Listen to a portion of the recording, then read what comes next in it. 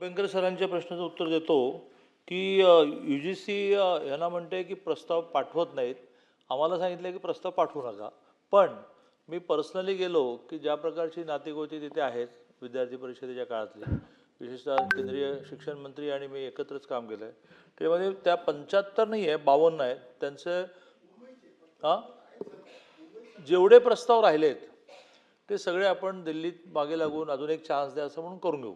काहीच काळजी करू नका. आता ह्यांचा मुद्दा जो आहे 3 तालुके गोंदियातले सुद्धा आहेत.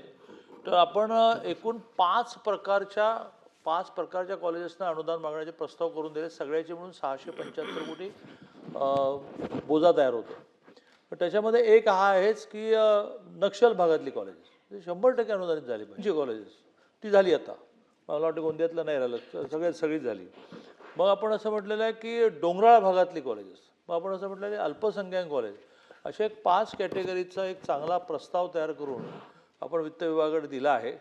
आणि जुना 78 नावाचा विषय पेंडिंग आहे. हे विषय जर अनुदानाचे संपले आणि आता नव्याने सामाजिक न्यायाकडे, आता मी थांबवलं पण लक्षवेधीच्या वेळेला उत्तर देईन. नव्याने सामाजिक न्यायाकडे वर्षानुवर्ष MSW होतं, काम होतं माहीत नाही, ते आता पूर्णपणे इकडे शिफ्टिंग झालं आहे. तर त्याची पण सगळ्या रचना लावतो आहे आपण.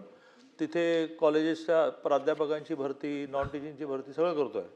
त्यामुळे असा MSW 78 आणि जर ह्या 5 कॅटेगरी आपल्याला फायनान्सने मान्य केल्या तर जवळजवळ महाराष्ट्रामध्ये ह्या व्यतिरिक्त तर राहणारच.